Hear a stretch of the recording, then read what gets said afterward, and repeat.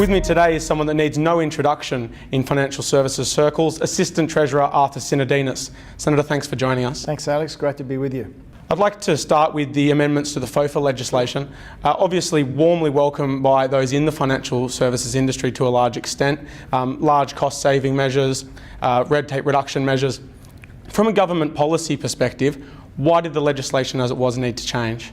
Well, from our perspective in opposition, we'd had the benefit of coalition senators going through the previous government's legislation when there was a parliamentary committee, and the coalition senators produced a dissenting report which had about 16 recommendations for improving the legislation by reducing the red tape that we saw associated with it. Our basic issue is that we want the consumer protection of FOFA, but without the costs that Labor put into the system.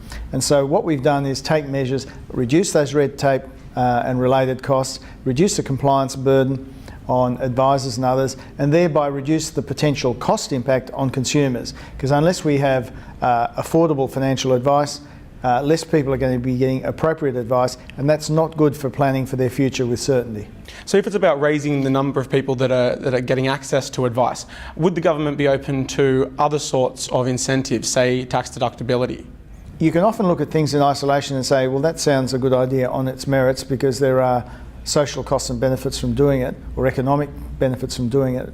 But the challenge for us in the period ahead is that we have to look at the budget as a whole, and when I and Joe Hockey and others sit down and look at the state of the budget, our focus has to be over the next 12 to 18 months putting in place the measures to get the budget back into surplus in a reasonable time frame, and that does mean it's very hard to commit to new measures. Peter Costello used to say that the best saving we will make is the spending you don't undertake.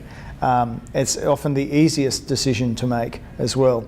So for us, I'm not contemplating tax deductibility financial advice at this stage. What I am contemplating is continuing to work with the industry to raise standards, to implement the legislation that we've got, make sure the savings in the legislation get passed on to consumers, and from there we have as many people as possible getting affordable advice. You've just mentioned a number of areas in the financial advice space that you said the government's interested in reviewing.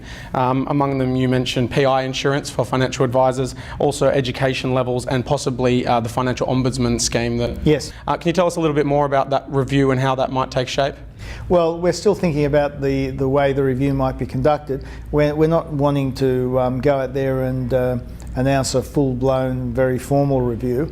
What I really was setting out was a work program with industry, because it'll be in consultation with the stakeholders around issues like the cost and availability of PI, the issues around education standards and how you formalise those.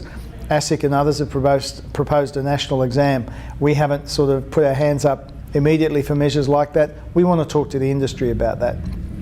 So there's a whole slew of issues, financial ombudsman service, where again, we're not looking to make radical change, but we are willing at this stage to at least establish what is the case against some of the operations of the financial ombudsman service and what are the best ways to remedy any proven problems. Self-managed superannuation is an area that's obviously increasingly important to financial services businesses, but also something that's being spoken of more readily amongst the wider public. In a very broad sense, does the government think self-managed superannuation has been a good thing for the economy, has been a good thing for the superannuation system? On one level, you'd have to say it's a free country, so if you decide you're going to manage your super yourself, you should have that opportunity. The fact that people in increasing numbers have voted to do so suggests that they're keen to manage their own financial affairs and that they're keen to, if you like, have more control over the decisions which have previously been made in their name. Part of it was a response to the global financial crisis. Part of it was the fact that people are starting to get bigger and bigger potential retirement incomes, and for them they become more and more concerned about how those potential retirement incomes are going to be generated and ultimately allocated. So there's a lot of good reasons why it's developed. From a Liberal Party point of view, if I'm being crassly political, we love the philosophy of people who are taking decisions and taking responsibility for themselves. That's why it's got a separate light touch regulatory regime, principally through the tax office. We're not looking to formalise the sector in the way that we have the APRA regulated funds.